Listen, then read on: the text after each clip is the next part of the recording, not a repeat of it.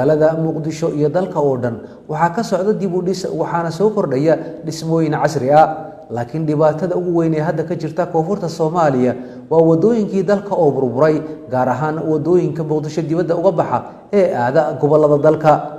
sanado badan kadib tan iyo burburkii dawladda Soomaaliya waxaa markii ugu horeysay dhismo iyo dayactir lagu bilaabay wadooyinka isku xira Muqdisho iyo Afgooye Muqdisho iyo Balcad waxaana sida qorshuhu uu yahay la doonayaa in la gaarsiiyo ilaa magaalada Jowhar ee xarunta Hirshabeelle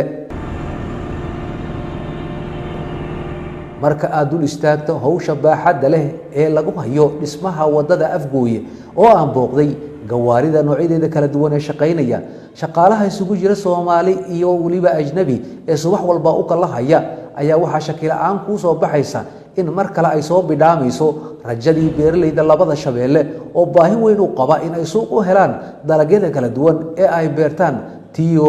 uu soo hagaagayo isu socodka dadweynaha mashruucan oo ay maalgelinayso sanduuqa horumarinta ee dawladda Qatar ayaa waxa ku baxaysa lacag ku dhow 200 milyan oo doolarka Mareykanka ujeedada mashruuca iyo dhismaha wadooyinkan ayaa waxa faahfaahinaya Abubakar Bashiir Maxamed oo isku xiraha horumarinta mashaariicda Qatar iyo Soomaaliya dawladda Soomaaliya waxay ka shaqeynaysay 3 sano iyo barkii la soo dhaafay in ay bilowdo mashaariic saameyn dhaqaale iyo mid bulsho leh oo bedeli kara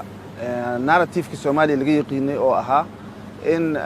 meel humanitarian bas ku kooban ah marka mashruucan oo ah mashruuc 122 kilomitir ka kooban waxa waaye mashruuc wado kii ugu weynaa Soomaaliya oo laga fuliyo 60 sano Soomaaliya dawladda jirtay markii loo fiirsho dhererkiisa iyo markii loo fiirsho baaxadiisa iyo markii loo fiirsho muxuu ahaa ii sheeg goob dadka uu isku xiraayo mashruucan waxaa maalgelinaysay dawladda Qatar sanduuqa fanka ee leedahay ee sanduuqa horumarinta Qatar ayaa lacagta bixinaya dawladda Qatar mashaariic ay Soomaaliya ugu deeqday ayuu ka mid yahay wuxuu isku xiraa saddex gobol oo waaweyn oo Soomaaliya gobolka Banaadir oo Soomaaliya meesha dadku ugu badan ay ku nool yihiin gobolka Shabeellada Dhexe oo ah asna midka gobolada ugu dadka badan iyo gobolka Shabeellada Hoose oo asna ah gobolka ugu dadka badan uguna degmooyinka badan Soomaaliya uguna beeraha badan sida marka mashruucan waxa loo doortay madaxweynaha Jamhuuriyadda Federaalka Soomaaliya Mudane Maxamed Cabdullaahi Farmaajo ayaa wuxuu ku bixiyay amar in aan la qaybinin mashaariicda noocan oo kala dhaqan waxa abuurmay ah in mashaariicda infrastructure-ka la federaaleeyo ama la qaybiyo si saameyn dhaqaale oo iyo mid bulsho oo buuxdo meeshii mashruuc laga sameeyo loogu sameeyo ayaa waxa loogu doortay inuu saddexdaas gobol isku xiro laakiin saddexdaas gobol isku xiritaanka wuxuu u noqon doonaa fure dalka oo dhan inuu isku xiro maxay yeelay ogtahay Muqdisho gobolada dalka waxa ku xiran laba wado waaweyn labadii wado oo waaweynaa bilowgoodii waaye mid waxaan ka gaari doonaa 90 kilomitir mid waxaan ka gaari doonaa 22 mid 100 kilomitir wax ku dhawaay midna 22 kilomitir wax ku dhawaay midaan aan maanta wadno jidkan la dhisayo la nooc ma aha kuweenii hore ee naga burburay bal hadaba eeg baaxadda ay wadadani leedahay 1 2 3 4 5 6 7 8 halkan waa marshabiyeedigi 1 2 3 4 5 6 7 8 guud ahaan waxay isku tahay 16 mitir laakiin labada dhinac ee wadada ayaa sidoo kale waxa loo sameeyay dhul baaxad leh oo ganacsiga xataa way ka fogtahay taasoo saamaxaysa gawaaridu inay ku socdaan si xawli ah wadada inta la dhisay ilaa iminka way si camirmaysaa oo waxa laga dhisayaa dhismooyin ganacsi iyo masaajid aad u qurux badan inkastoo aan wali amniga dartii loo ogolaan in dadkaasi ay ku shaqeystaan Mustafa waxa uu ka mid yahay injineerada Soomaaliyeed ee wax ka dhisaya hagaya dhismaha wadada waxa uu iiga sheekeeyay wadada iyo heerka ay hadda taagan tahay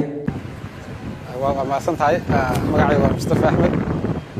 si brief si guud haddaan kaaga sheego shaqada halkan wadno waxaa bilownay last year-kii mashruuca gabi ahaan waa laba qaybood ka kooban yahay Muqdisho Afgooye Muqdisho Balcad hadda section kan hadda aan wadno aan ka shaqeynaa waxa weeye waa Muqdisho Afgooye weeyaan wadada waa wada standard ah wada runtii haddii mashruucan uu inoo dhammaado insha Allah aad u anfici doonto wadankeena iyo waliba isku xidhka Muqdisho Afgooye labadan magaalo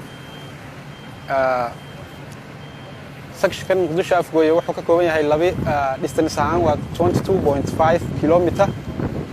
hadda waxaan soo wadnay 2.9 almost 3 kilometer ayaan saarnay laamigii hadda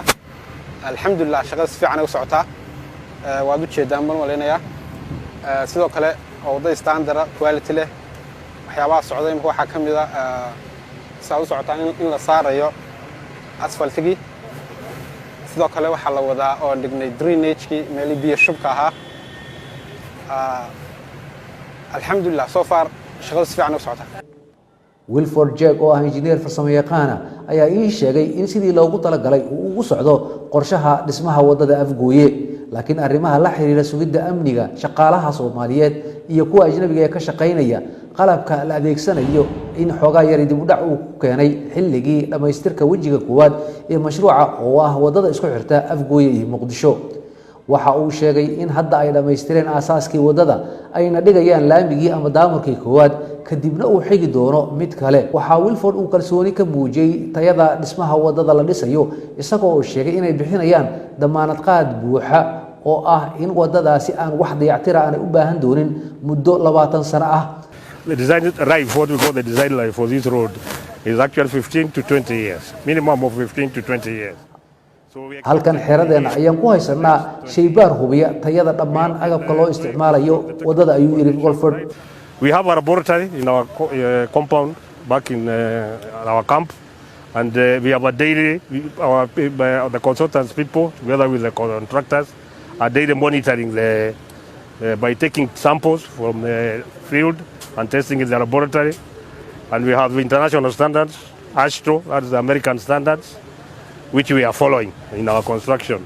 halkan aan taaganahay waa wadada isku xirta magaalada Muqdisho iyo Afgooye oo uu ka socdo dhismaha wadada wadadan ayaa waxa ka shaqeynaya dhismihiisa injineero isugu jira Soomaali iyo sidoo kale ajnabi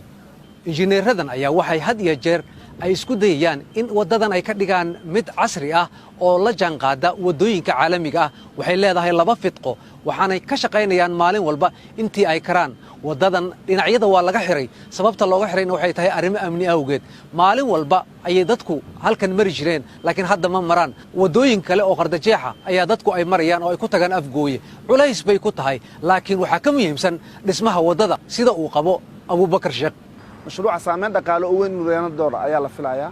dadka waa ku dhirfaadsan yihiin dad badan ayaa nooga dhintay challenge badan ayaan ku marnay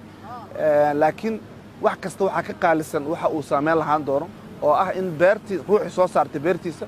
xamar uu subax u soo shaqatay u keensan karo ruuxiisa u geedan karo gurigiisana si dhaqso ugu laaban karo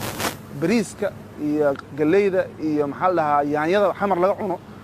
beerihii laga soo guri lahaa waa kuwa meesha yaalaan marka beerahaas iyo muxuu ahaa inay isku xirmaan beledkii ugu weynaa marka ugu dambeysna uu dalka oo dhan isku xirma ayaan rajaynaynaa waxaan aad uga mahadcelinaynaa dawladda Qatar oo muxuu ahaa hawshan si xoog leh u qabatay mashaariic istiraatiiji ah Soomaaliya kala shaqeynaysa fariisin weyn ayay sameysteen shirkadaha Turkiga ee dhisay wadada iyo shirkadaha kale ee la talinaya ee Soomaalida waxaana halkaasi aad ku arkaysaa qalabyo kala duwan oo shaqo adag ku jira bacaadkii laamigii jaygii ayaa si baaxad leh waxay ugu fidsan yihiin dhul aad u ballaaran waxa sidoo kale iyana la bilaabay dhismaha wadada Balcad iyo Muqdisho oo ah wajiga labaad ee mashruuca haddii si nabada uu ku dhamaado dhismaha wadada Afgooye waxa dhiirigelin weyn ay u noqon doontaa beeraleyda Shabeellaha Hoose haddii amnigu uu sii hagaagana dad badan oo liido iyo maqaayadaha magaalada Muqdisho dhexdeeda hadda casriye u doonta ayaa isku arki doona Jeerey Jambaluul Sabiid iyo Caanoole Maxamed Ibraahim Macalimo